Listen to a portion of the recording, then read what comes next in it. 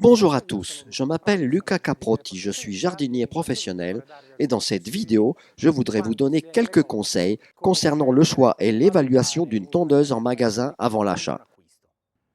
D'habitude, lorsqu'on choisit une tondeuse, la première chose que l'on regarde est évidemment la motorisation, le moteur. C'est bien sûr important. Sachez que tous les moteurs modernes sont plus performants que ceux d'autrefois. Ils sont plus faciles à allumer, ils donnent moins de problèmes d'entretien et ils polluent même moins. Mais comme lorsque vous choisissez une automobile, vous ne regardez pas seulement le moteur, vous regardez aussi l'ensemble. C'est la même chose dans ce cas. Voilà, le premier point à considérer est sûrement le châssis. Il existe aussi bien des châssis en aluminium qu'en acier. Selon moi, l'acier est comme dans ce cas préférable parce qu'il est plus résistant. Pensez simplement à lorsque vous prenez un caillou pendant les opérations de tonte. Avec l'acier, on aura sûrement moins de problèmes de déformation ou de perforation. Certains pourraient dire que l'acier tend à rouiller. En réalité, si vous choisissez un acier assez épais comme celui-ci, épais 3 mm, la rouille ne représente plus aucun problème.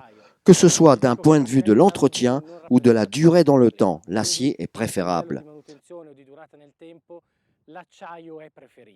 En plus, l'acier vibre moins que l'aluminium, étant plus rigide et résistant. Ce matériau contribue à des résultats de tonte supérieurs. Attention aussi aux essieux et aux plaques sur lesquelles sont fixées les roues. La partie frontale de la tondeuse est la première partie qui est ou qui peut être sollicitée en cas de contact contre un mur, une bordure ou un simple trou. Vous comprenez que c'est souvent la partie antérieure qui supporte les dommages. Il faut donc prêter attention à sa solidité, à la qualité et à l'épaisseur des matériaux. Vous pouvez donner un petit coup de pied dans une roue pour simuler un choc. Si cette dernière a du jeu, ou arrive même à se tordre, eh bien, imaginez ce qui se passerait pendant les opérations de tonte.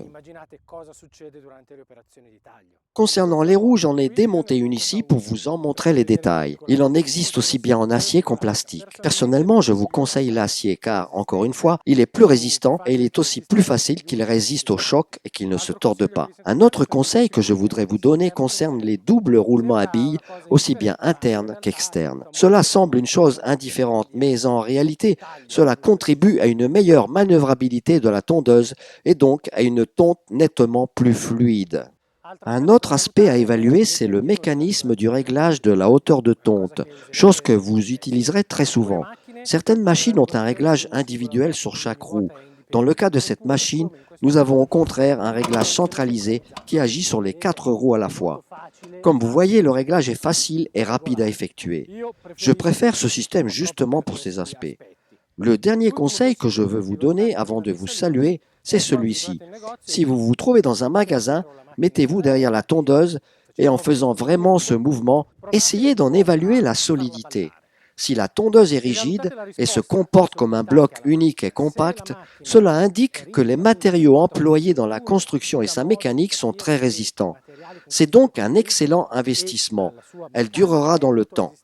Vice-versa, si vous voyez que l'ensemble tremble, alors vous en tirerez vos propres conclusions.